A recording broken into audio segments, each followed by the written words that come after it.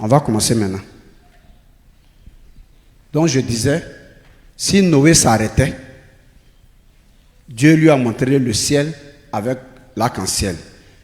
Paul, Dieu l'a enlevé un esprit. C'est qui encore? Hein? Moïse. Dieu lui a refusé sa gloire. Dieu m'a apparu dans la maison. Dieu m'a apparu. C'est pourquoi je ne prie pas vite pour l'homme. Pourquoi? Parce que si j'ai prié pour toi, Dieu m'écoute que n'importe quelle personne qui s'en va commander le nom de Jésus. Le monsieur a souffert. Il est là-bas en train de se reposer un peu seulement. On a bien encore ton nom. Ton nom. C'est pas mauvais s'ils avaient une vie digne de Jésus là. On commence, hein? Je suis donc... Pourquoi j'insiste sur le fait que Dieu m'a apparu avec l'arc-en-ciel, les nuages, le soleil? Pourquoi j'insiste? J'insiste parce que ce que Dieu a monté dans le ciel à Noé est très éloigné de lui. Mais ce qui est sorti dans ma chambre, n'importe qui, vous savez que si c'est une réalité, ça veut dire que j'ai vu Dieu de très près. Donc ça veut dire en un mot que Dieu s'est révélé à moi de manière plus claire. Donc je vais vous donner une idée de la personne de Dieu. Donc c'est moi qui suis venu sur la terre là et j'ai dit de la part de Dieu, j'ai dit que Satan n'existe pas. C'est moi j'ai dit ça. Je dis Satan n'existe pas. Que Satan là lui-même là, c'est Dieu lui-même. Maintenant, lui qui est trop sûr de lui là, il n'a qu'à dire à Dieu de me frapper. Parce que je suis en train de l'accuser qu'il est Satan. Tu dis à Dieu, frappe-le. Et puis moi aussi, je vais répondre maintenant, Dieu, frappe-le. Et puis on va voir Anne de qui va le sauver à coup de poing. Alors, je vais prendre les Écritures, la Bible. C'est ce que je vais prendre pour vous faire savoir que Satan là, il n'existe pas. Et que Satan, c'est Dieu lui-même. Mais, c'est quoi on appelle Satan? La partie négative, la face méchante, le côté sévère de Dieu là. Voilà ce qui est appelé Satan en fait. Satan, ce n'est pas un monstre. En hébreu même, Achatan là, en hébreu là, Satan ne signifie pas le nom propre d'une personne. Non, hein. Satan en hébreu désigne un groupe d'activités d'opposition, un groupe d'activités d'adversité. Voilà ce que en hébreu Satan signifie. Ce n'est pas un nom, c'est pas le nom de quelqu'un, c'est pas un nom propre.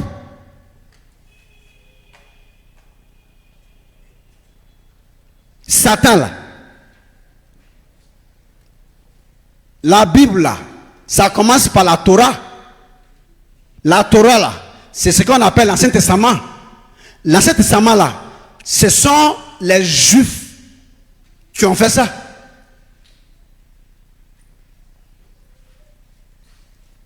Alors, Satan, en hébreu, a demandé à un Juif de vous traduire le mot Satan. Il va vous dire, Satan, c'est démystifié. Allez dans votre esprit. Satan, ce n'est pas un nom propre, c'est... Satan désigne un groupe d'activités d'opposition, d'adversité. Vous me comprenez? Aujourd'hui, je vais toucher, dimanche passé là, j'ai touché un peu, non, aujourd'hui, je vais ajouter quelque chose sur dimanche passé. Le thème central, normalement, c'est que dans ce mois de février, approchez-vous.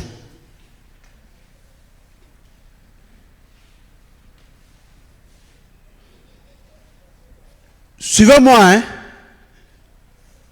Si quelqu'un, ce que je vais dire, si quelqu'un a une question, que la personne pose sa question, que ce soit sur Internet, que ce soit ici, et touristes, vous me rapportez les questions là.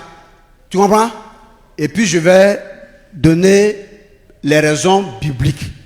Ce que je vais dire là, je ne vais rien dire venant de ma pensée. Vous m'entendez?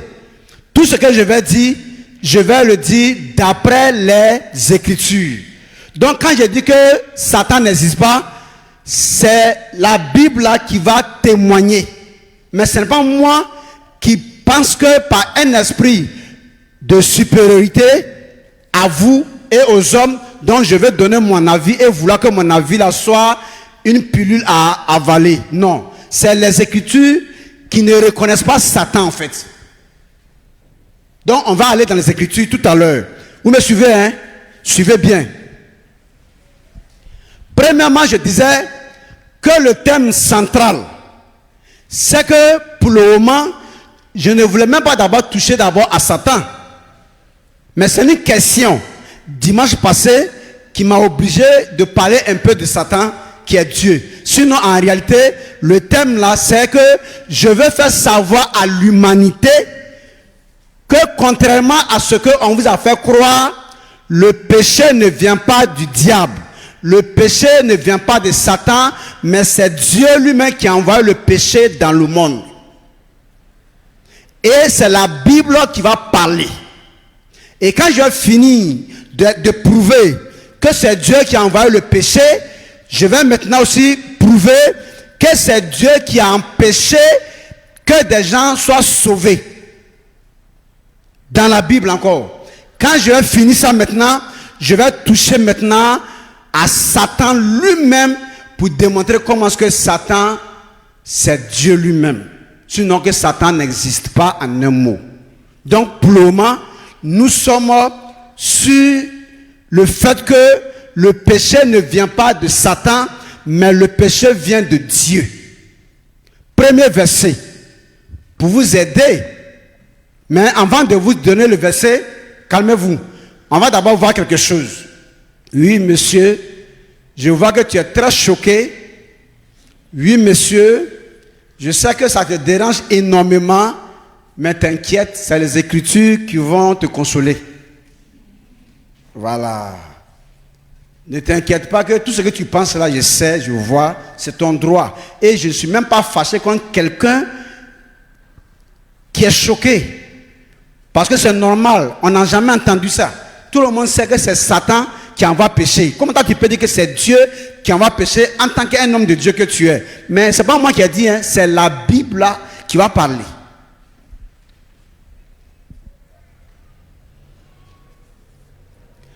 Vous me suivez? Je vais donner... Pierre, donnez-moi le plastique qu'elle a là, le sachet là. Pierre, il n'y a pas les filles là. Il n'y a pas mis un bagbo là. Il n'y a pas. Faites vite. Faites vite. Alors, avant de commencer à vous expliquer, il vient petit. Voilà, merci. Voilà. C'est ça que je veux. Attrapez.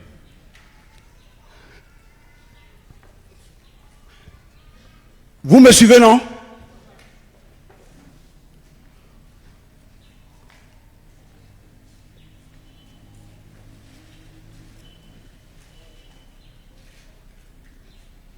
Je vais vous montrer quelque chose.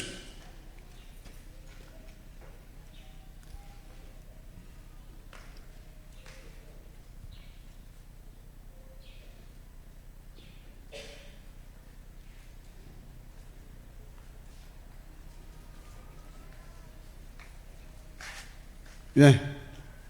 Chérie Coco. Attrape, viens vite, ma chérie. Tu es sapé. Tu es sapé, hein. Assieds-toi ici. Là-toi. Là-toi.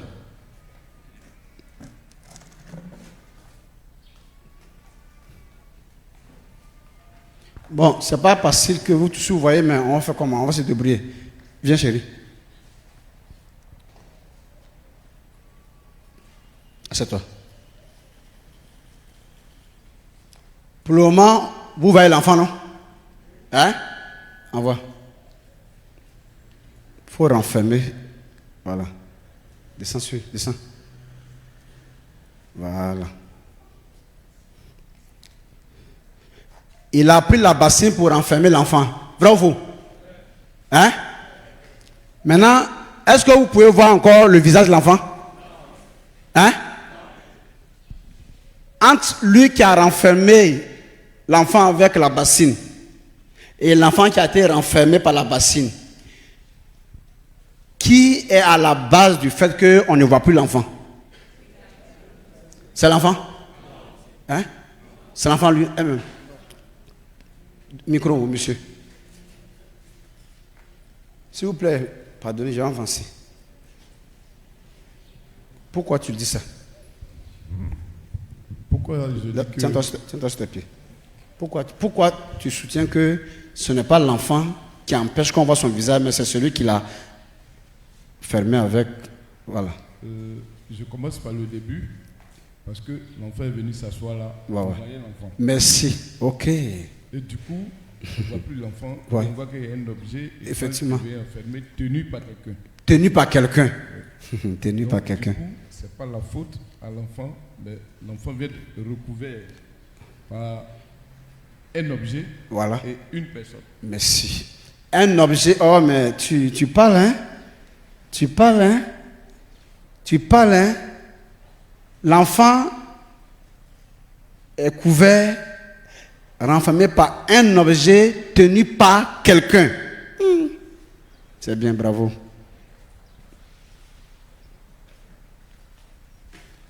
C'est qu'il a déjà entendu, non? Il vient. Hein? C'est qu'il a déjà entendu. Mec, tu es d'accord avec lui? Tu es d'accord? On ne voit plus l'enfant, pas par la faute de l'enfant, mais à cause de ce que couvre l'enfant, tenu par quelqu'un. Tu voulais parler? Donne le micro, monsieur, faites vite.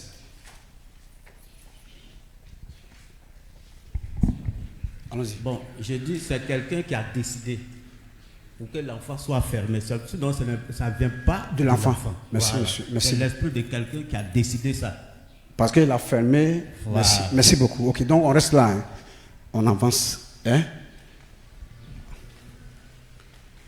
Le monsieur a dit quelque chose. Il dit, l'enfant n'est pas responsable. Si quelque chose arrive à l'enfant maintenant, le premier responsable, vous savez c'est qui? C'est l'objet qui l'a étouffé. Maintenant, on poursuit l'enquête. Comme c'est un objet, comment l'objet est arrivé à étouffer l'enfant? On va trouver une main qui a soulevé l'objet, non seulement pour mettre sur l'enfant, mais maintenir l'objet sur l'enfant. Donc maintenant, c'est celui qui a soulevé, mettre et maintenu l'objet sur l'enfant que maintenant la police va prendre pour aller approfondir les enquêtes. Quelle était l'intention? En prenant cet objet pour venir couvrir l'enfant, non seulement, mais rester. La police peut te dire, pourquoi tu as couvert? Quelle était l'intention que tu as nourrie quand tu venais couvrir l'enfant avec l'objet? Mais si c'est chez nous, notre justice au ciel, nous on dit, quand tu venais couvrir, quelle était ton intention? Et il répond pour dire, bon, sincèrement, ce n'est pas quelque chose que je n'ai pas voulu faire du mal à l'enfant. On dit, ah d'accord, mais ça n'a pas fini, hein. Tu as fait deux choses. Il dit, comment? Non seulement tu as couvert, mais tu as maintenu la couverture sur l'enfant. Donc tu peux aussi peut-être expliquer ça. Tu vas dire quoi? Le fait de maintenir ce qui empêche l'enfant de respirer là, signifie que tu es venu avec des intentions claires. Hein? Maintenant, on dit ici, il y a un objet qui a couvert, c'est-à-dire que sous lequel l'enfant est renfermé, et on voit une main qui tient cet objet sur l'enfant. Donc, la main, le propriétaire de la main devient le responsable. Vrai ou faux? On va écouter maintenant par rapport au péché. Comment nous sommes arrivés à là bibliquement. Romains chapitre 11, le verset 32. Écoutez. Romains chapitre 11, le verset 32. Satan ou Dieu. Écoutez la phrase. Romains 11, verset 32. Hein? Car Dieu. Mon petit, tu reprends. Écoutez. Car Dieu. Assemblée. Il dit qui? Dieu. On me suit ici. Il dit qui ça? Dieu. A fait quoi? A renfermé. Soulève. Dieu a fait quoi? A renfermé. Allons-y. Tous les hommes représentés par cet enfant-là. Dans la désobéissance. Donc, qui a renfermé les hommes dans le péché? Puisque la désobéissance, c'est le péché. Quand tu désobéis à la loi de Dieu, tu as péché contre Dieu. Donc, entre Satan et Dieu, qui a renfermé les hommes dans la désobéissance? Maintenant, écoutez-moi bien. Ici, maintenant, le monsieur dit, on voit un objet qui couvre l'enfant. Et on voit quelqu'un qui tient cet objet. Entre l'enfant, l'objet, et celui qui tient l'objet, qui peut libérer l'enfant de cet objet? C'est l'enfant même? C'est qui? C'est celui qui a renfermé et qui tient l'objet. Vrai ou faux? Donc ça veut dire que la punition ou bien le problème que l'enfant, le problème de respiration, de respirer, que l'enfant a en ce moment-là vient de lui, et la délivrance viendra également de lui. Donc celui de qui vient le problème là, c'est également lui qui sera la solution de ce problème. Ou bien je me trompe? L'enfant qui ne s'est pas renfermé peut se délivrer. C'est celui qui l'a renfermé qui pourra le délivrer. Vrai ou faux? Donc écoutez maintenant. Monsieur, qu'est-ce que tu trouves dans ta réflexion? Parce que tu es en train de... Hein? Ça peut aller? Merci beaucoup. Suivez bien. Celui qui a renfermé est le seul qui peut encore trouver la solution à celui qui a été renfermé.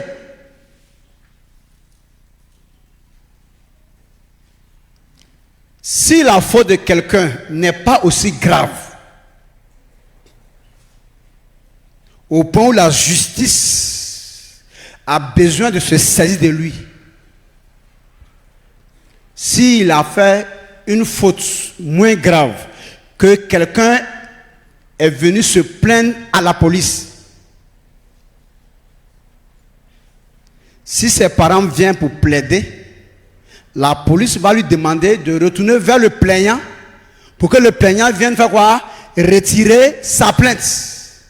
Donc c'est celui qui t'a foutu ici là. Si lui il revient pour dire c'est vrai que c'est son argent, mais il laisse tomber, libérez-le. Nous on fait les papiers, on reçoit sa déclaration et il signe et on le libère sous caution, n'est-ce pas? Parce que lui qui l'a envoyé a demandé qu'il retourne. Voilà sa pièce d'identité et les références et voilà sa signature. Demain, il ne peut pas dire qu'il a envoyé quelqu'un ici et nous on l'a fait sortir par derrière. Non. Donc celui qui ferme, c'est qui? C'est le même qui peut ouvrir. Maintenant, il dit ici, vous dites que ce monsieur qui a renfermé l'enfant, c'est le seul qui peut délivrer l'enfant. Celui qui peut encore enlever le problème sur l'enfant. Ce monsieur qui empêche l'enfant de respirer, c'est le seul qui peut encore permettre à l'enfant de retrouver sa respiration. Maintenant, écoutez maintenant la Bible encore. Dieu, car, écoutez, Romains 11 toujours, hein, toujours le même verset. Romains 11, verset 32.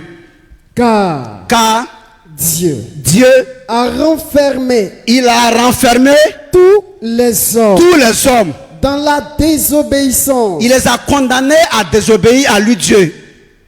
Maintenant, la solution vient de qui maintenant? Écoutez. Pour faire miséricorde. Pour faire miséricorde à qui? À tous. Donc, comme c'est tout le monde qu'il a mis dans la désobéissance, il a en même temps su prévu une solution pour délivrer tous ces hommes-là de la désobéissance-là par la voie de la miséricorde.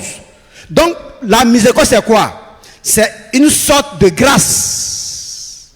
Et maintenant, pourquoi la grâce? Pourquoi la grâce? Pourquoi la grâce? Parce que de même que tu n'as rien fait pour que je t'enferme, c'est comme ça que tu n'auras rien à payer, rien à faire pour que je te libère. Parce que c'est moi qui t'ai mis là, et c'est à moi de t'enlever là où je t'ai mis. Donc Dieu dit, le salut ne sera pas par les œuvres. Le salut ne sera pas par mérite. Le salut ne sera pas par prix d'argent. Non. Le salut là s'obtient par la grâce de Dieu. Maintenant, c'est une fois gracié par Dieu et que maintenant, tu n'es plus dans l'empire du péché, sous le régime du péché. Une fois que Dieu t'a fait grâce maintenant, pour sortir de là maintenant par grâce, toi maintenant tu es appelé à faire quoi? À te conformer maintenant à la volonté de celui qui vient de te libérer. Ça veut dire quoi par exemple? Vous étiez esclave hier du péché. Là c'est Dieu lui-même qui vous avait livré à ce maître-là. Maintenant il est venu payer un prix pour vous libérer de cet esclavage. Une fois maintenant étant devenu libre maintenant, vous ne pouvez plus maintenant passer votre temps dans le champ de l'ancien patron. Mais maintenant vous partez maintenant dans l'entreprise maintenant du nouveau patron qui vous a libéré de la main du planteur. C'est-à-dire que le premier maître que vous avez là, lui il était planteur. Mais celui qui est venu vous libérer chez le planteur là, lui n'a pas de champ. Mais lui, il a une usine de fabrication. Donc, pour montrer que désormais, vous n'appartenez plus au planteur, on ne doit plus vous voir maintenant travailler avec machette, mais on doit vous voir maintenant avec des gants, parce que vous êtes en train de fabriquer des boîtes dans l'usine de celui qui est parti payer le prix pour que vous puissiez sortir de l'esclavage dans laquelle vous vous trouvez hier. On ne se comprend pas? Je vais reprendre. En fait, j'ai jumelé, j'ai collé deux choses à la fois. C'est bon, merci. C'est-à-dire, regardez, assieds-toi, la vie, assieds-toi. Regardez quelque chose. Couvre l'enfant. L'enfant ne respire pas, on suppose. C'est pas ça? Maintenant, découvre. L'enfant est libéré. Mais quand l'enfant était couvert, est-ce que ça lui permettait de respirer? Donc, est-ce que on devrait s'apprendre à l'enfant pour dire, mais pourquoi quand tu étais assis sous l'assiette là, pourquoi tu ne respirais pas? Est-ce qu'on doit faire ça? Maintenant que l'enfant était délivré de ce qui l'empêchait de respirer, si l'enfant continue à ne pas respirer, on va lui demander maintenant quoi? Ça ne va pas chez toi? Vrai ou faux? Menteuse là. Respire, toi qui étais ici là. On dit, c'est quoi tu veux faire là? Quand tu étais sous l'assiette, tu ne respirais pas, on comprenait, parce que tu étais renfermé, tu ne pouvais pas, tu étais étouffé. Maintenant, on t'a délivré, pourquoi tu continues de te comporter comme quelqu'un qui est encore sous l'assiette? Voilà le salut, ça veut dire que tu ne payes pas de prix pour que Dieu te rachète, pour que Dieu te sauve, pour que Dieu t'enlève dans ce que lui-même t'avait mis. Maintenant que tu n'es plus là-bas, qu'il t'a maintenant enlevé par grâce. Maintenant, toi tu vis maintenant en tenant compte maintenant du principe de ton sauveur. Ton sauveur dit maintenant, avant, tu travaillais pour un menteur.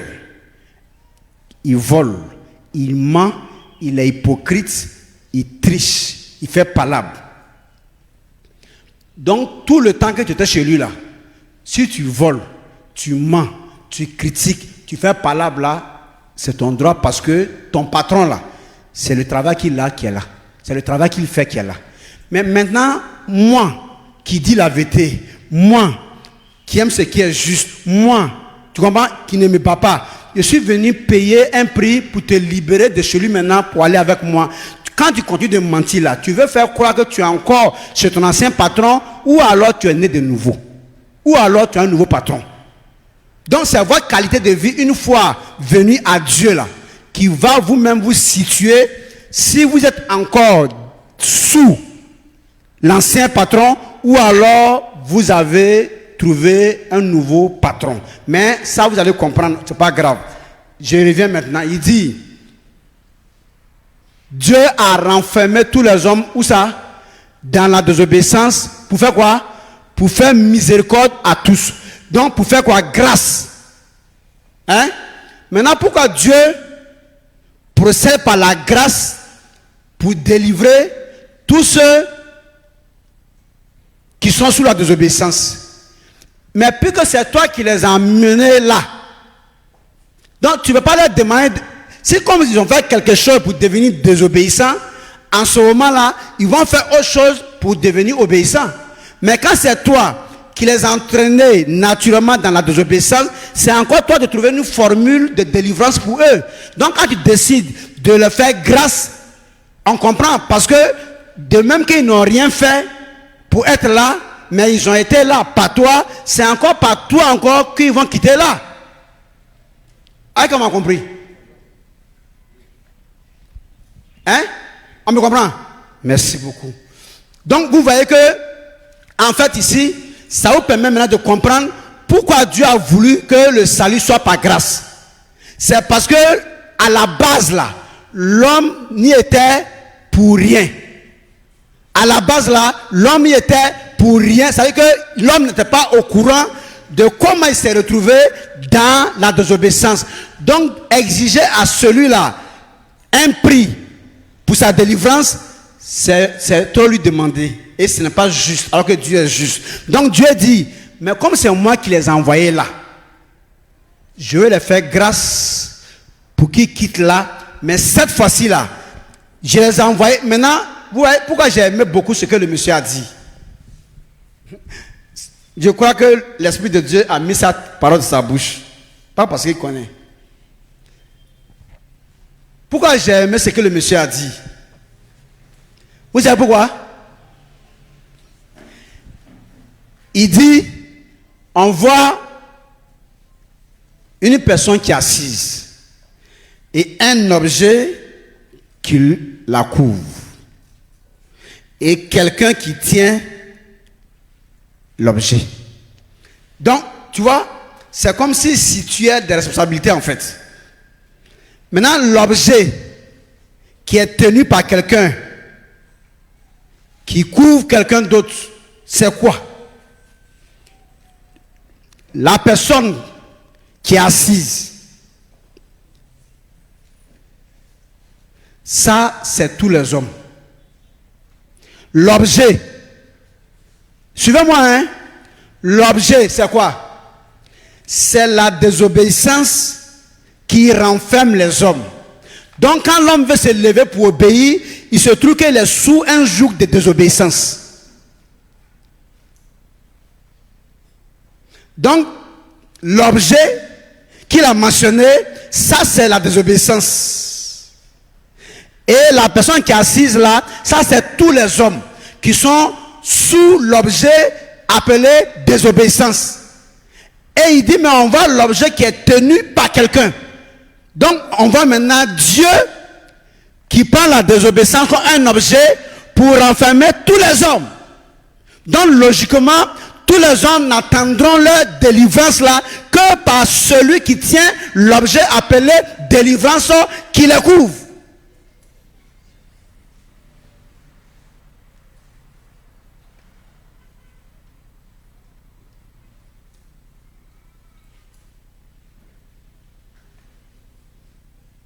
Ou on comprend? Pas trop? Je reprends encore. Paul, on comprend? Tu es un peu fatigué apparemment. Hein? Tu es un peu fatigué? Oui?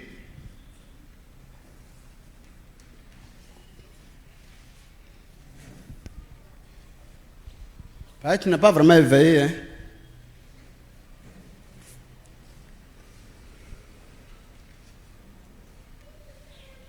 Dépose.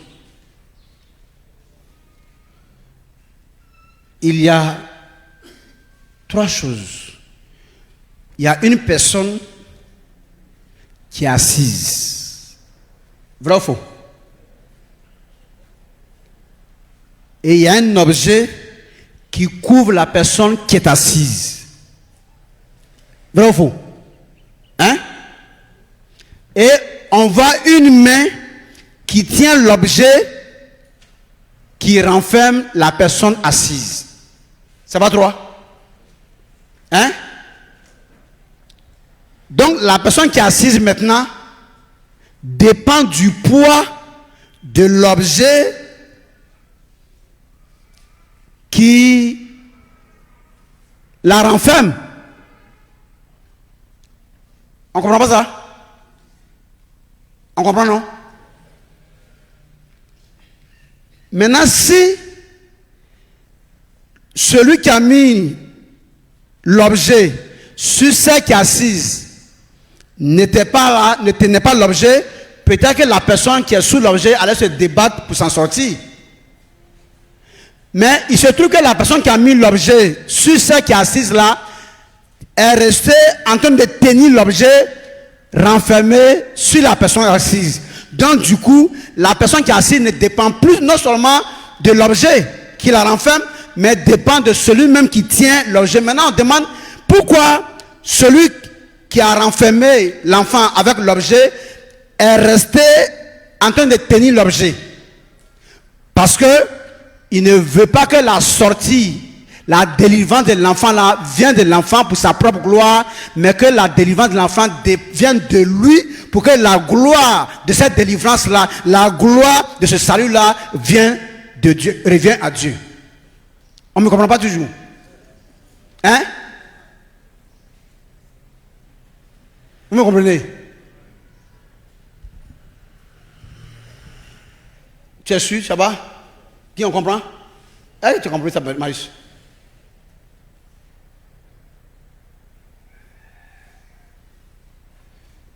Écoutez, on n'a pas commencé d'abord, on doit commencer le cours d'aujourd'hui. Mais déjà là, je ne sais pas si vous me comprenez. J'ai l'impression que vous n'avez pas encore bien compris. Celui qui a pris l'objet pour couvrir l'enfant, tant qu'il sera en train de tenir l'objet, l'enfant ne pourra pas, hein, de lui-même se libérer, se rendre libre. Ou bien c'est faux? Mais sa liberté va venir de celui qui non seulement l'a renfermé, mais qui tient. Hein? Donc ici, l'enfant, par rapport aux Écritures, l'enfant c'est qui? C'est qui? C'est tous les hommes. Dieu merci. Et l'objet qui couvre, qui renferme l'enfant, c'est quoi? Qui est quoi? Qui est quoi? Qui a le péché. Merci beaucoup. Celui maintenant qui a pris l'objet appelé désobéissance pour renfermer tous les hommes qui est l'enfant, représenté par l'enfant, celui c'est qui? Celui-là c'est qui? Hein? La Bible c'est qui? C'est Dieu. Donc maintenant, la solution de la délivrance de l'enfant repose entre les mains de qui? De Dieu. Pourquoi? Parce que c'est Dieu qui a pris la désobéissance comme objet pour renfermer les hommes représentés par cet enfant. C'est clair? Hein? Maintenant, quand on demande, mais pourquoi Dieu ne laisse pas l'enfant se débattre pour s'en sortir? Dieu va répondre que quoi? Si l'enfant arrive à s'en sortir tout seul, la gloire de cette liberté, la gloire de cette sortie, la gloire de cette délivrance-là, la gloire de ce salut-là va revenir à qui? À l'enfant. Donc, est-ce que devant Dieu qui a créé l'homme, l'homme peut avoir un chef de gloire? Donc, Dieu va tout faire, ce qui va permettre que toute la gloire lui revienne. Donc, Dieu a renfermé les hommes dans la désobéissance et il décide comme moyen de sortir la miséricorde qu'il va accorder à tous. Ça veut dire quoi? Vous avez mal fait. Mais la miséricorde signifie je ne tiens pas compte, je laisse tomber. Et quand on demande à Dieu, mais pourquoi tu ne tiens pas compte et tu préfères laisser tomber? Il dit, mais parce qu'ils ne sont pas arrivés à là d'eux-mêmes. C'est moi qui les ai amenés à là, afin que le problème qu'ils ont eu de par moi là, la solution encore vienne de moi. Adou, on arrive à me comprendre. Donc, dit que Dieu est à l'origine du péché, ce n'est pas une insulte. C'est juste que si Dieu n'est pas à l'origine du péché, c'est que nous avons affaire à deux dieux. Un Dieu qui a réussi à nous rendre péché et un autre Dieu qui s'est débattu pour nous délivrer. Tu comprends, non? De la prison qu'un autre a permis que nous connaissons. En ce moment, la gloire sera maintenant partagée. Donc, celui qui nous a mis en prison, il a la gloire de l'emprisonnement, et celui qui vient nous délivrer aura la gloire de la délivrance. Là, en ce moment, on ne dira pas que toute la gloire est à Dieu. Or, Dieu dit dans les Écritures que c'est moi qui blesse. Et c'est moi encore qui guérit. Afin que la gloire de la blessure me revienne, en plus, la gloire de la guérison qui doit me revenir. En ce moment, quand on dit que toute la gloire est à Dieu, mais le mot prend tout son sens. Est-ce que mon message est confus? Hein? Ça passe? Il est clair? Donc, dans l'entendement préambulaire, tu vois, tu commences à commencer là? C'est ton problème? C'est ton problème, hein, c'est ton problème. Ton problème. L'entendement préambulaire signifie quoi? L'écoute de façade. C'est-à-dire l'écoute limitée au premier degré de ce qui est dit. C'est ça le préambule dans l'entendement. Puis qu'il y a un fond qui correspond au développement, quoi, qui va ressortir ce que réellement on veut communiquer. Donc, on ne reste pas au premier stade. Au premier stade de l'entendement, tu comprends que mais comment il peut responsabiliser Dieu pour le péché? Voilà ce que l'entendement préambulaire laisse comprendre. Voilà ce que l'écoute du premier degré de ce que tu entends là te laisse voir. Je ne suis pas en train de voir Dieu ou bien présenter Dieu comme étant un pécheur, mais je suis en train de dire que si la poussière de la terre salit, je vous pose la question, c'est un esprit satanique qui utilise la poussière pour salir, ou bien c'est naturellement que la poussière est salissante? Question. Répondez. Hein? La poussière de la terre qui salit les vêtements que vous portez pour aller dans vos fêtes là, c'est le diable qui fait que la poussière salit, ou bien c'est de manière naturelle que la poussière salit? C'est de manière naturelle, sans l'entremise d'un esprit quelconque. C'est ça? Maintenant, Dieu dit que vous êtes poussière ou bien vous êtes pluie. Vous êtes pluie? Vous êtes quoi? Poussière. Donc là maintenant vous avez besoin d'un esprit pour salir. C'est que vous n'êtes plus poussière. Donc il vous a donné une référence. Mais maintenant quand Dieu a créé la poussière qui salit, et que nous disons que Dieu est l'auteur de la souillure, de la saleté, Maintenant, vous dites que, mais pourquoi il peut présenter Dieu en tant qu'un Dieu qui permet, ou bien qui est à l'origine de la souillure? Mais la poussière qui salit là, qui l'a créé? C'est Dieu.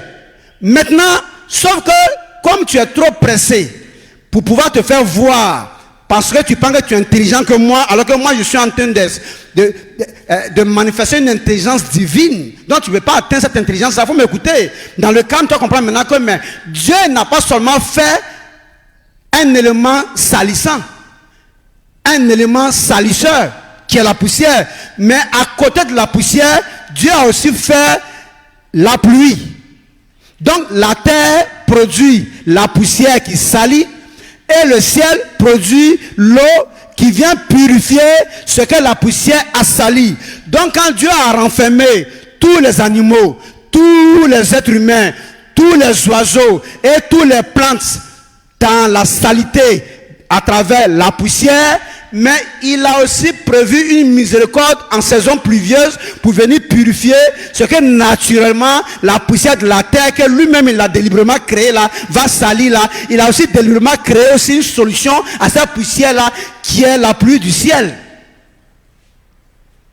Donc quand tu ne sais pas que Dieu est un Dieu sage qui vit et qui se manifeste dans la dualité, tu vas penser que nous sommes en train de dire que Dieu est un Dieu de péché, Dieu est un Dieu qui aime le péché. Non, il a créé le péché, mais il a créé aussi la justice. C'est-à-dire que quand il a fait la poussière pour salir, il a fait aussi quoi? La pluie pour laver ce que la poussière qu'il a créé va salir. Donc ce qui signifie que quand cette poussière maintenant forme un être humain qui devient maintenant pécheur, alors la pluie aussi va former en quelque sorte quoi? Un être spirituel qui est le Saint-Esprit qui va venir maintenant donner la justice à ce corps de péché que Dieu a créé à travers cette poussière salissante là. Et que ça là, il n'est pas équilibré dans ses œuvres.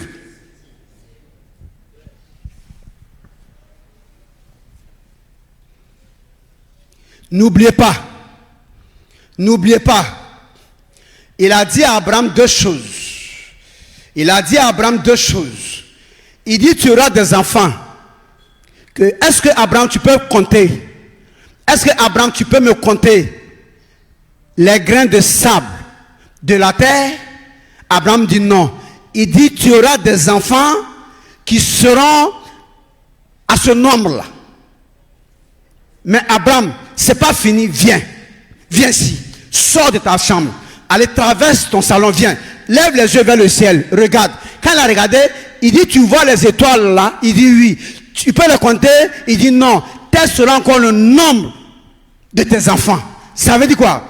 Tu auras des enfants dans la chair, à travers la poussière de la terre, mais tu auras aussi des enfants du ciel, à travers l'esprit du ciel, qui est l'esprit de Dieu, représenté par les étoiles. Donc sur la terre, on voit maintenant Abraham qui a deux enfants. Des enfants de la chair et des enfants de la promesse qui sont les enfants de l'esprit. Là, eux là maintenant, là, ils ressemblent aux étoiles du ciel en comparaison à l'étoile.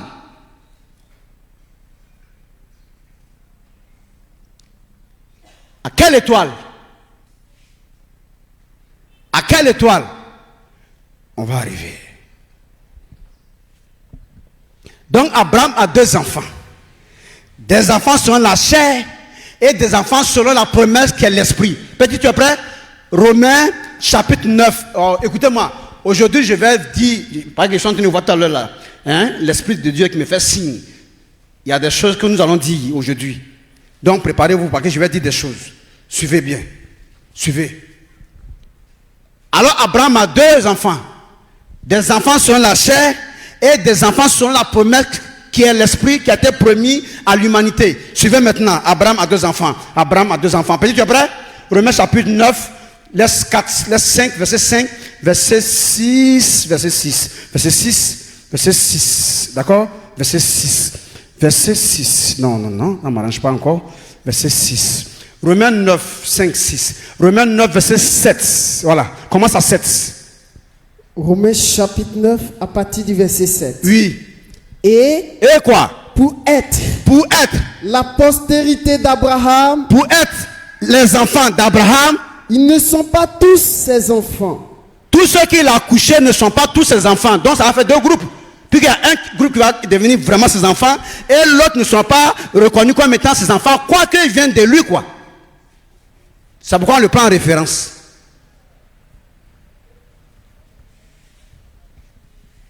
Remonte à 6. Romains chapitre 9 à partir du verset 6. Allons-y. Ce n'est point à dire Ce n'est point à dire que que la parole de Dieu soit resté. soit restée sans effet. Pourquoi? Car Parce que tous ceux tous ceux qui descendent d'Israël d'Israël ne sont pas tous, ne sont pas Israël. ne sont pas tous d'Israël. Pourquoi? Parce que je vous ai dit qu'il y a l'Israël selon la chair et il y a l'Israël selon l'esprit. Et même pour être maintenant les enfants, écoutez. Et Et quoi? pour être la Pour postérité être les enfants même aussi d'Abraham, ils ne sont pas tous ils ne sont pas tous. ses enfants. C'est pourquoi? Mais Quoi? il est dit Il a dit quoi? en Isaac En Isaac là sera nommé pour toi une postérité. une postérité. Donc des enfants qui vont être reconnus pour Abraham vont sortir d'Isaac. Mais Ismaël, il n'est pas aussi l'enfant d'Abraham? Hein? Le pasteur dit, la théologie dit, Ismaël, c'est un enfant de péché. La théologie dit que Ismaël est un enfant de péché. Donc une fois que Ismaël est un enfant de péché, cela signifie quoi? Que Ismaël n'est pas reconnu par Dieu comme étant l'enfant d'Abraham. Ou bien? Parce que Dieu ne peut plus sur cette base de la connaissance pastorale et théologique là, reconnaître un enfant de péché comme étant l'enfant de son serviteur. Mais écoutons ce que Dieu va dire d'Ismaël. Écoutons ce que Dieu lui va dire. Pays, tu es prêt, non? Oui, papa. Là, nous sommes maintenant au chapitre 21 là. C'est bon? Allons-y. Genèse chapitre 21. Écoutez. Genèse chapitre 21 à partir du verset 11. Écoutez. Cette parole, Non, petit, c'est pas 11 là. Prends 9. verset 9. Oui, oui. Sarah. Viri, Parce que là maintenant tu donnes l'origine de l'histoire, de ce que tu vas lire là en fait. Ok? Merci. Donc Sarah viri le fils le fils qu'Agar, que Agar, l'Égyptienne, avait enfanté à à Abraham. Et elle dit à Abraham, Alors Sarah va dire à Abraham, chasse cette servante faut me chasser cette servante et son fils, car parce que le fils de cette servante ne n'héritera va pas hériter avec mon fils, avec Isaac. Écoutez, cette parole des plus forts n'a pas plu aux yeux d'Abraham. Petit, attaque-moi ça là. À cause de son fils. D'accord? Mais quoi? Dieu a dit quoi Abraham? Dit à Abraham que cela ne déplaise pas à tes yeux à cause de l'enfant et de ta servante. Accorde à Sarah tout ce qu'elle te demandera. Écoutez, car c'est d'Isaac que sortira une postérité qui te sera propre. Écoutez maintenant. Verset 13. Oui. Je ferai aussi. Mais quand tu demandes maintenant, donc Ismaël est un enfant reconnu par Dieu pour Abraham, Dieu dit quoi? Je ferai aussi une nation, un peuple du fils de ta servante. Pourquoi? Car parce que il est le fils de ta servante là, il est ta postérité, ton enfant aussi.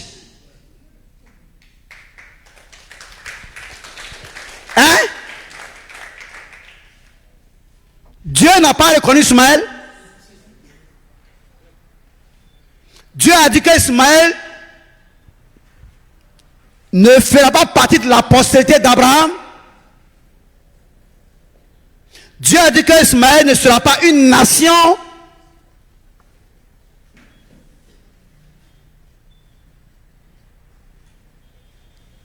Hein? C'est pas fini.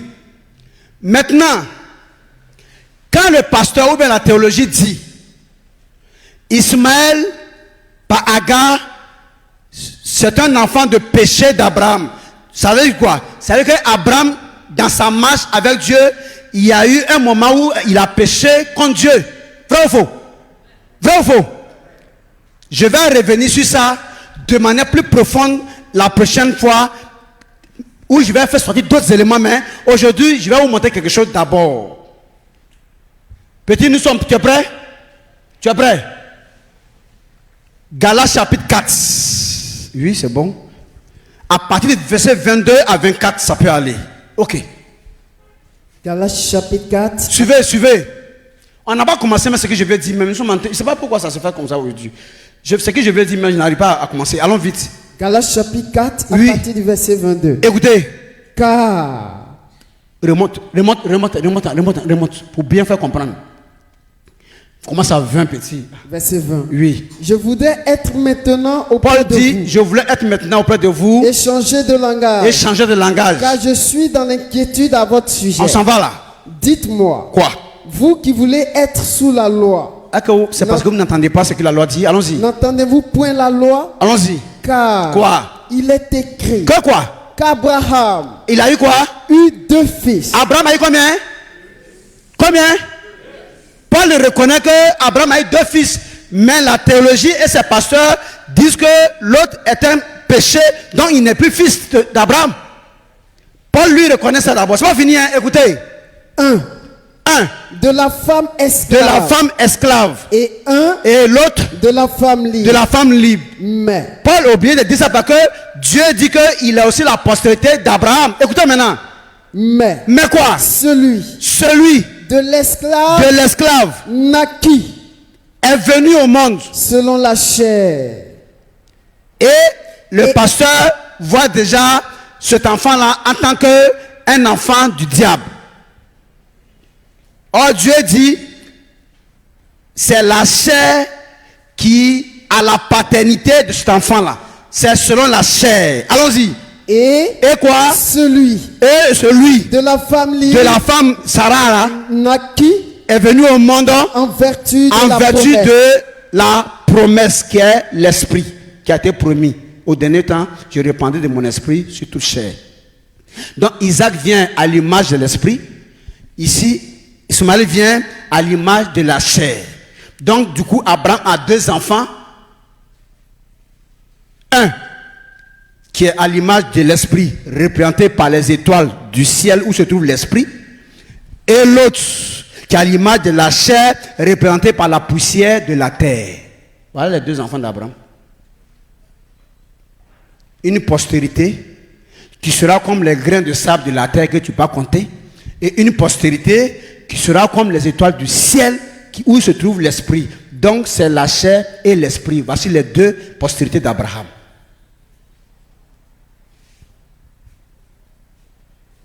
Donc, quand on dit tous ceux qui viennent d'Israël ne sont pas Israël, il s'agit de ceux qui sont nés selon l'esprit, qui sont reconnus comme Israël, et ceux qui sont nés selon la chair, qui ne sont pas reconnus comme Israël. Mais ça ne veut pas dire qu'eux, ils viennent d'un autre pays, quoi. Pour être la postérité d'Abraham, ils ne le sont pas tous, ne signifie pas que c'est seulement Isaac que Abraham a mis au monde, que Dieu a reconnu, car Dieu a reconnu aussi Ismaël qui est venu au monde de par Abraham, par le fait de Dieu lui-même. Pourquoi? Parce qu'il y a eu palabre entre Sarah et Abraham à cause d'Agar, la servante. Et Sarah a accusé Abraham d'être à la base du mépris, d'être à la base du mauvais comportement que Agar a envers elle, après qu'elle lui a permis d'avoir accès à Abraham, son mari. Alors, Abraham, pour se justifier, a dit à Sarah, pour que tu saches que ce n'est pas moi qui lui ai donné ces conseils-là, la voici, traite-la comme bon te semble. Et c'est comme ça que Sarah a commencé à maltraiter Agar, et Agar va fuir dans le désert. Maintenant, quand Agar est dans le désert, qu'est-ce qui s'est passé? Dieu va dépêcher l'ange de l'Éternel, qui va venir trouver Agar, et va demander à Agar, Agar, d'où viens-tu? Elle dit, je fuis ma maîtresse. Et l'ange de l'Éternel, tu n'as pas arrivé petit? Alors, allons-y. Genèse chapitre 16, 16, verset 7. L'ange de l'Éternel. Nous sommes au verset 7. Genèse 16, verset 7. Écoutez. L'ange de l'Éternel. L'ange de l'Éternel a trouvé Agar. Près d'une source d'eau dans le désert. Près d'une source d'eau dans le désert. Écoutez. Près de la source qui est sur le chemin. Près de la source qui est sur le chemin. Écoutez. Il dit. Et l'ange va dire. Agar. Servante de Sarai. Servante de Sarai. D'où viens-tu? Attends. L'ange appelle Agar servante de qui? Sarai.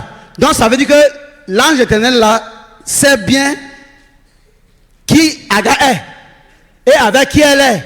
Écoutez la suite.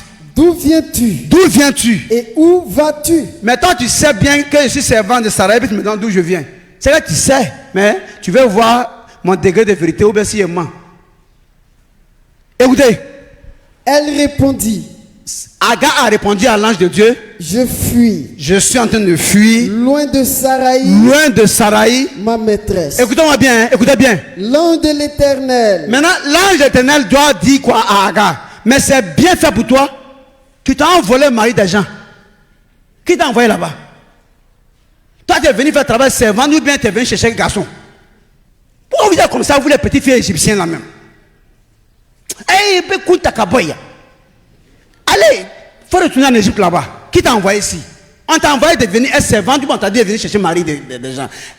On va écouter, voir si c'est ce que l'ange là a dit. C'est que les pasteurs et les théologiens qui reconnaissent que Ismaël et puis sa maman sont des péchés commis par Abraham là, c'est la vérité. Donc on va écouter ce que Dieu va reprocher à Agar. Parce que Dieu va faire des reproches à Agar. On va voir si c'est pourquoi elle est dans le foyer là, ou alors c'est pourquoi Dieu lui fait ses reproches. Écoutez la reproche de Dieu. L'ange de l'Éternel. L'ange de l'Éternel lui dit à Agar. Retourne. Où ça? En Égypte ou bien? Où ça? Vers ta maîtresse. Auprès de Sarah. Retourne. C'est nous-mêmes, Dieu, qui te demandons de retrouver ton foyer. Retourne. Là-bas. Attends. Pour être servante ou bien pour ne plus avoir affaire à Abraham ou bien c'est pourquoi? Si je me retourne. Écoutez. Et quoi? Humilie-toi. Il faut juste t'humilier sous sa main. Sous sa main. Tu entends? Donc Dieu envoie un ange pour donner conseil à la deuxième femme. Que si tu veux être deuxième femme, il faut avoir du respect pour celle que tu as trouvée là-bas. Mais ne fais pas des gestes pour attraper les testicules du vieux Abraham là pour pouvoir le faire réfléchir au point où il se demande est-ce que ça vaut la peine encore d'aller vers Sarah parce que Sarah n'a pas les techniques que tu as. Pourquoi tu fais ça? Pourquoi tu manipules les testicules du vieux là comme ça? Pourquoi tu fais ça? Est-ce que ce qui tu fais à la vieille là connaît ça là? Que non, mais tu as la chasser dans le foyer. Et puis tu dis non. Viens ici. Ça ne te fait pas doux? Elle dit ici. Et puis tu dis ici. Toi, tu ne sais pas garder ce qui est doux. Si tu chauffes le cœur de sa femme, la femme là, c'est elle qui était là. Hein. Tout ce qu'elle va dire là, nous, on va la suivre. Hein. C'est quoi ça là? Pourquoi tu es au conflit comme ça? C'est là, Agar a dit à Dieu, non. Seigneur, mettez-vous à ma place. Une petite fille égyptienne que moi je suis. Ce qu'il n'a jamais pensé. Non seulement même que je peux devenir servante dans la maison de celui qui a toute la promesse. Mais aujourd'hui, je me retrouve sur son lit. Il se déshabille à cause de moi. Papa bon Dieu. Regarde ça, c'est pas ma faute. Hein. N'importe qui là, ça a soulevé quelque chose en toi. Mais ce que vous avez dit, j'ai compris. C'est l'âge. Je vais me revoir. Mais Dieu n'est pas venu condamner Agar. Dieu est venu conseiller Agar de comment il souhaite que les choses se passent. Bravo. C'est pas fini, hein? Maintenant, ce que les pasteurs et la théologie appellent péché là. Et regardez comment Dieu appelle ça. Galates chapitre 4 toujours. Cette fois sur verset 21 maintenant, à 22. Galates chapitre 4, verset 21 à 22. Allons-y. Dites-moi, vous qui voulez être sous la loi, n'entendez-vous pas? N'entendez-vous point la loi? Allons-y là. Car quoi? Il est écrit que quoi? Qu'Abraham eut 2 fils. Écoutez, hein? Un de la femme esclave. Et l'autre là? Et un de la femme libre. Écoutez. Mais quoi? Celui de l'esclave a mis au monde naquit selon la chair. Et celui de la femme libre naquit en vertu de la promesse. 22. Verset 22. Écoutez. Car Quoi? il est écrit Quoi? qu'Abraham Uh-huh. eut 2 fils. Écoutez. Un Un. de la femme esclave. Deuxièmement. Et un de la femme libre. 23. Écoutez. Mais Quoi? celui Uh-huh. de l'esclave naquit naquit mis au monde selon la chair. Et quoi? Celui de la femme libre mis au monde naquit en vertu de la promesse. Écoutez bien ce qui arrive. Verset 24. Écoutez. Ces choses. Hey! Ce que vous êtes en train d'entendre là, ce que vous voyez là, c'est une image. Ces choses-là, ces choses sont allégoriques. C'est juste une image. Écoutez. Car parce que ces femmes, les 2 femmes que vous voyez que les pasteurs et les théologiens qualifient de péché, une là, ces femmes-là en réalité sont quoi? 2 alliances. Donc une alliance de Dieu est péché à l'église aujourd'hui. Une alliance de Dieu est péché chez la théologie. Une alliance de Dieu est péché chez les pasteurs. Ce que Dieu qualifie d'alliance venant de lui là. Le pasteur, au nom de Jésus, qualifie cela de péché. Et tu es assis devant un tel pasteur comme ça, pour l'écouter, et tu vas devenir spirituel. Tu vas devenir dindon. Ah, il a embrouillé. Écoutez, tout ce que je suis en train de dire ce matin-là, c'est les Écritures qui parlent. Hein. Moi, je n'ai pas justifié Agar. Moi, je n'ai pas justifié Ismaël. Hein. C'est les Écritures qui reconnaissent Ismaël comme étant fils d'Abraham.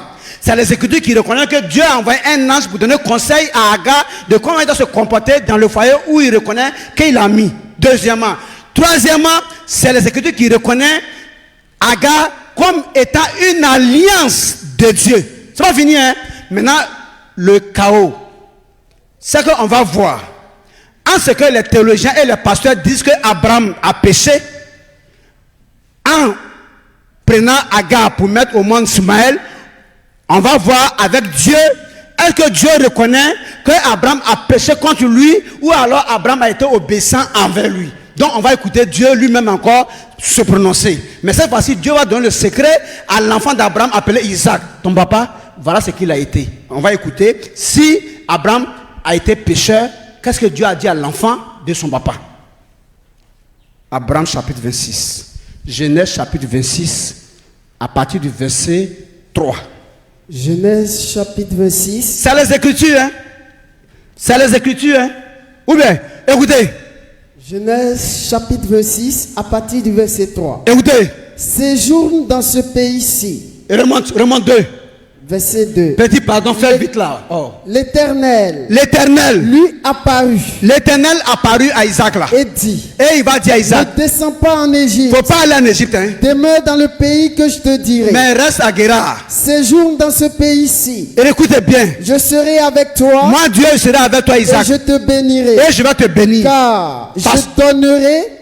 Quand je donnerai quoi? Toutes ces contrées. Tout cet endroit-là. À toi et à ta postérité. Et à tes enfants. Et je tiendrai le serment. Je vais tenir le serment que j'ai fait à Abraham. Ton père. Ton papa. Je multiplierai ta postérité. Je vais multiplier ta postérité. Comme les étoiles du ciel. Je donnerai à ta postérité. Toutes ces contrées. Et toutes les nations de la terre. Seront bénies en ta postérité. Écoutez bien. Parce qu'Abraham. Pourquoi je vais faire ça à toi et à tes enfants? Moi Dieu. Parce que ton papa Abraham là a obéi. N'a pas désobéi, mais il a obéi à ma voix. À moi ma voix.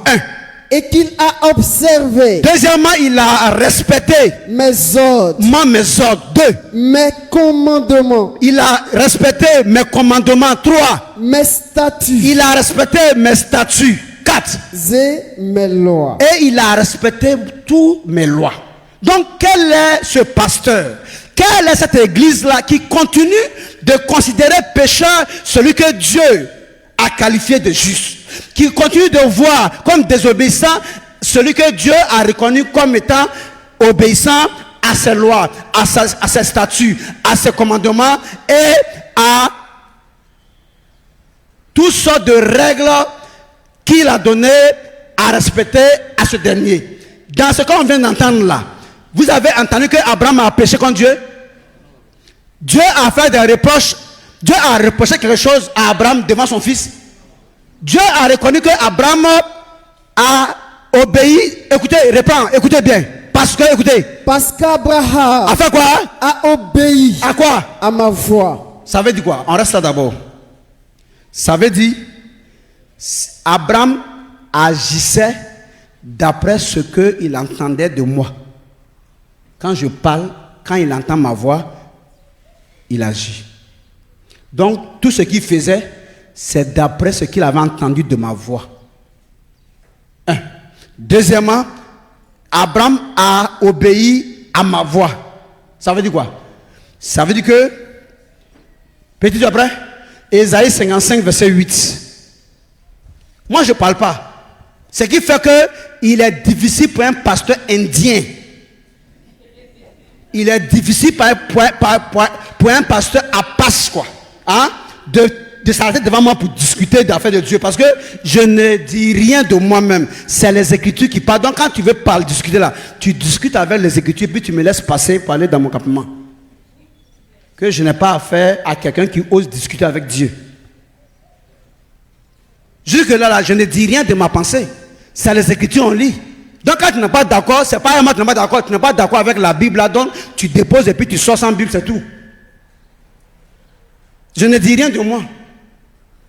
C'est pas moi qui dis que Agar est une alliance. C'est la Bible qui dit en Galates chapitre 4 verset 24 que Agar est une alliance. Pendant que la théologie et les pasteurs disent que Agar c'est un péché pour Abraham.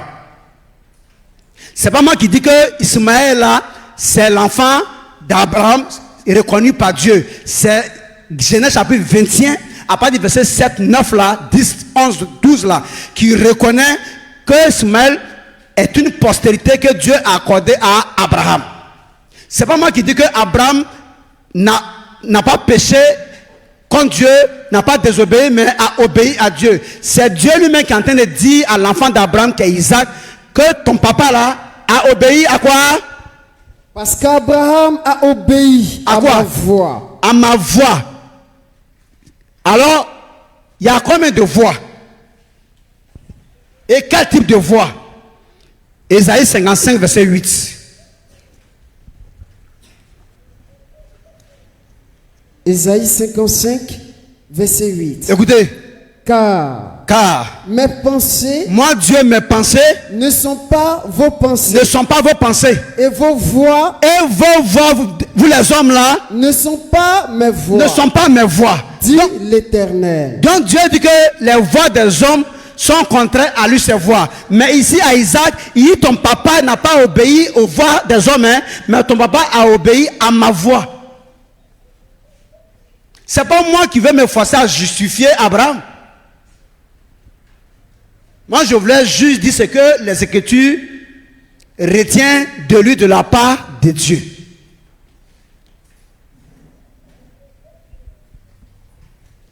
C'est bon? Deuxièmement, après la voix, il dit quoi? Écoutez. Autant. Oh, tu as quel problème même? Il dit tu as obéi à mes voix. On est juste parti dans Isaïe là pour pouvoir faire savoir la différence de la voix des hommes et la voix de Dieu. On a fini? Ou bien? Allons-y. Écoutez. Parce qu'Abraham a obéi à ma voix. Donc ça veut dire que tout ce que Abraham faisait là, il était sur la voie, sur la route de Dieu et non sur la route des hommes. Or c'est la route des hommes qui est péché.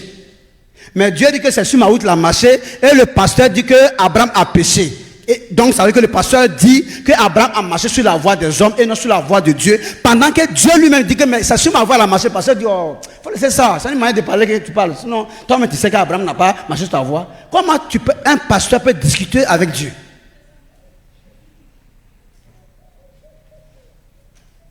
Quand Dieu dit que Abraham a marché sur sa voie là, le pasteur désormais, ce qu'il lui reste à faire, c'est de la fermer.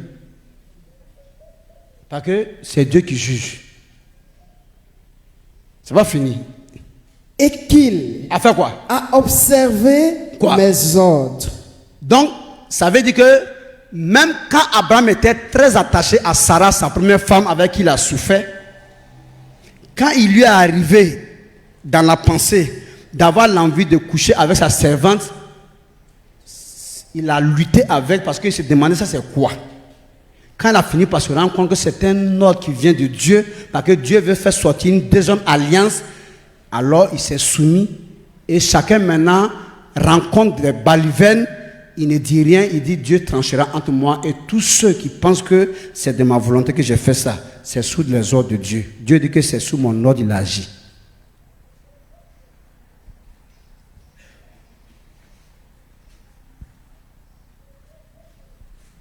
Il faut que tu envoies maintenant un verset qui montre que Abraham marchait sur sa propre voie, qui montre que Abraham n'était pas sous ordre de Dieu, qui montre que Abraham, allons-y. Et qu'il a observé mes commandements. Le créateur qui juge dit que le monsieur a respecté lui ses commandements, il dit c'est faux.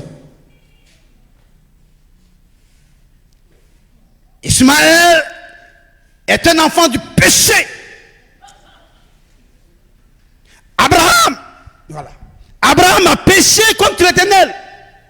Et c'est pourquoi Abraham a toujours de problèmes. Ça veut dire que les épreuves n'existent pas pour faire grandir quelqu'un. Vous savez pourquoi Abraham a été éprouvé? C'est à cause d'une seule chose, qui est la raison même de ce cours qui va commencer tout à l'heure. Abraham, tout ce qu'il a vécu, c'était pour une seule chose. Genèse chapitre 22. Genèse chapitre 22, c'est bon? Oui. Genèse chapitre 12. Genèse chapitre 13. Genèse chapitre 15, 16. Genèse chapitre 17. Genèse chapitre 21, c'est ça. Genèse chapitre 22. Allons-y, à partir du verset 10.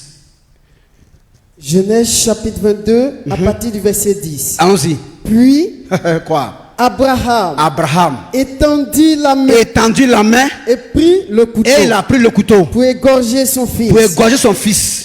Alors l'ange de l'Éternel l'appela des cieux et dit Abraham.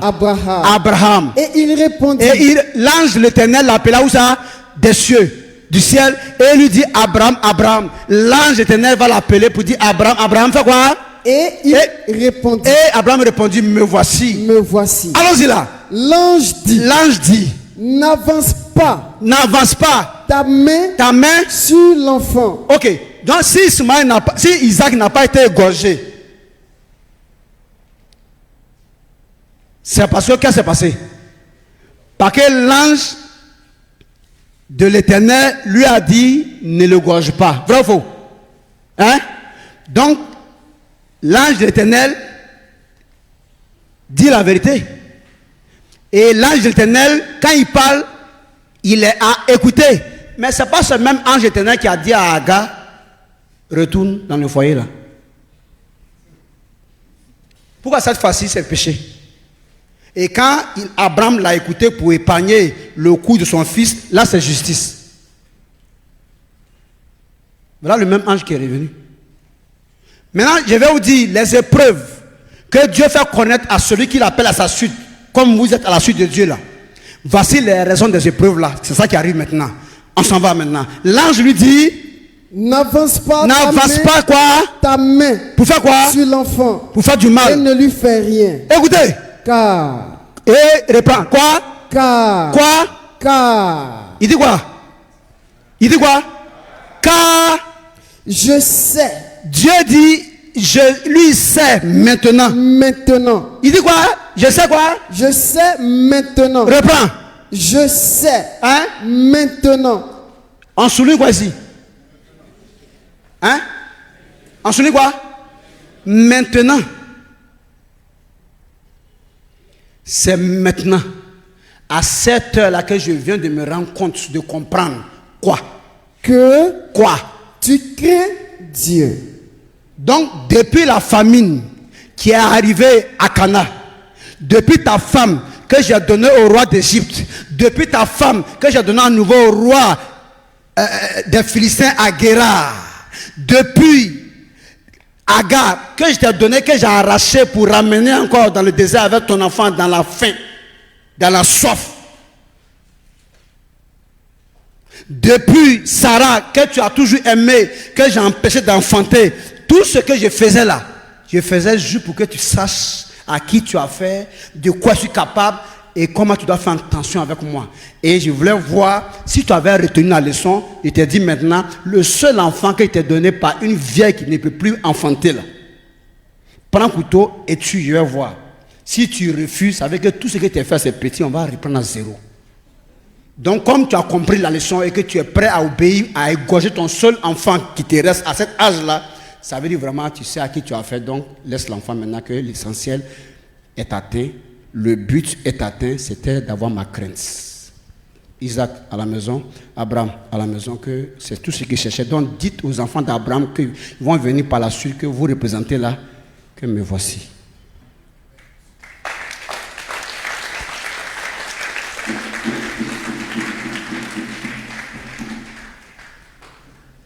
Hein, Rachel? Hein, Seri? Hein? Hein, Christian? Dites aux enfants d'Abraham que me voici. Que quand je mets ici, et puis tu fais tout pour trouver une solution pour ne pas subir, tu sors. Quand je coince ici, tu fais tout pour tricher, pour ne pas subir la chaleur qui est dans ce que j'ai envoyé, tu sors. Quand je coince et ferme par là, tu fais tout pour trouver une solution pour échapper à ce que je vais te faire vivre. Il dit, quand tu finis là, on va recommencer. Jusqu'à ce que tu arrives à un niveau où tu as dit, oh les mêmes, me voici. Seigneur, que ta volonté soit faite.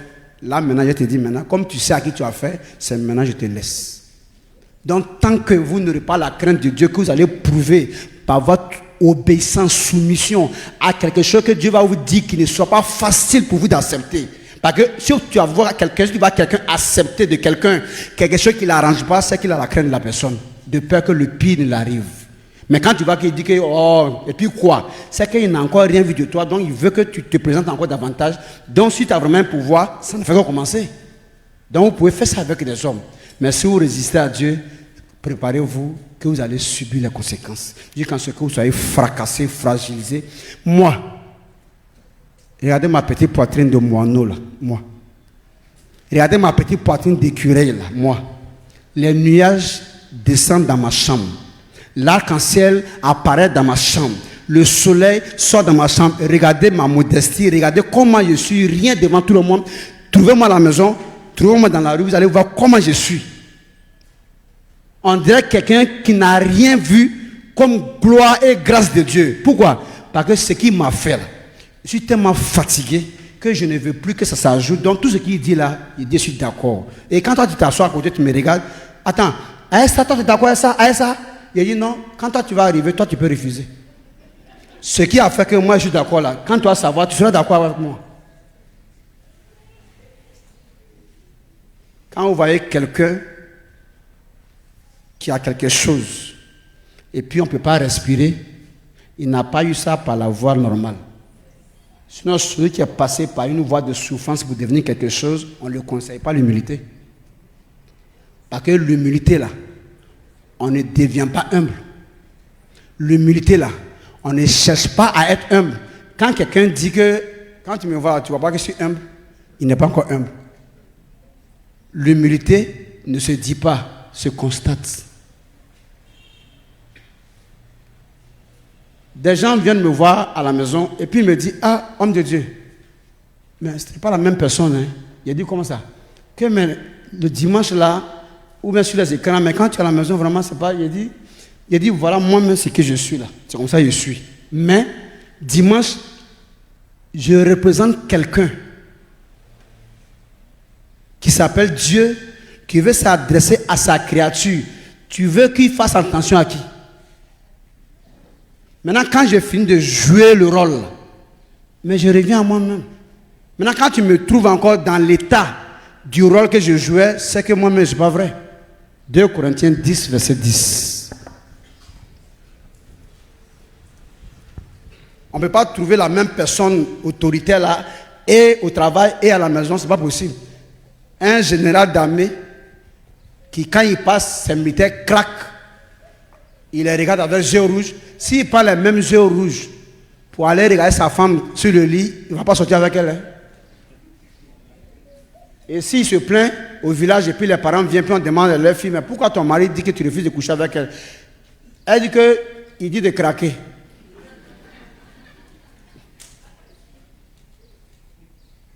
Donc, ça fait que quand moi je l'ai vu en tenue et puis à un pistolet, ça fait que je me suis demandé est-ce que c'était pour faire amour. Parce que le pistolet ne fait pas amour. Lui, il fait la guerre. Ce n'est pas le contraire de l'amour, ça. Donc, le général est obligé, la nuit, de devenir civil. Là, comme ça, il va gagner un coup. Moi, général, ça va? Pour gagner un coup, il faut enlever, voilà, tu enlèves les 5 étoiles là. 8 étoiles là. Tu portes chocoto, petit caleçon. Ça prend tes petits fesses noires de général là. Tes général, mais tes fesses sont noires. Ça fait quoi? Souvent, il y a des boutons, mais ça va passer, c'est pas grave. Il y a des pommades pour ça. Comment? Hein? Mais vous êtes d'accord avec moi que je suis en train de jouer mon rôle? Ou bien, il ne vous a pas dit ça? Sans te parler. Là, ici, l'enseignement général, il est quoi?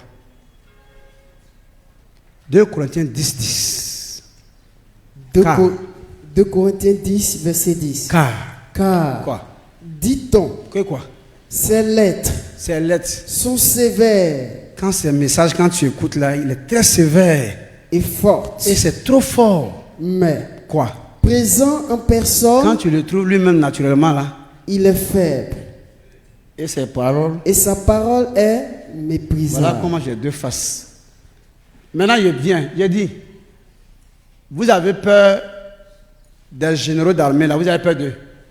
Et on demande, attends, même commissaire simplement, il faut nous expliquer pourquoi tu as peur du commissaire. Il faut nous dire, le portable que tu as volé. Il demande, ok, tu n'as pas pièce d'identité. Depuis quand un commissaire a demandé à ce que tu as peur de lui? Depuis quand? Il faut laisser le commissaire et puis il faut avoir peur de voler portable. Il faut laisser le commissaire et puis il faut avoir peur de ne pas faire ta pièce d'identité. Il faut laisser le commissaire et puis il faut avoir peur de ne pas prendre ce qui ne t'appartient pas. Que le commissaire sera ami à toi. Général d'armée. Attends, il n'est pas général pour la population, hein. Il est général contre les militaires du pays voisin qui veulent attaquer le pays où lui est général. Point. Donc il n'a pas devenu général à cause de toi, il est devenu général pour toi. On ne l'a pas forcé, hein. C'est lui qui a parti prêter serment qu'il veut mourir pour toi, donc il n'a qu'à aller mourir, ça fait quoi?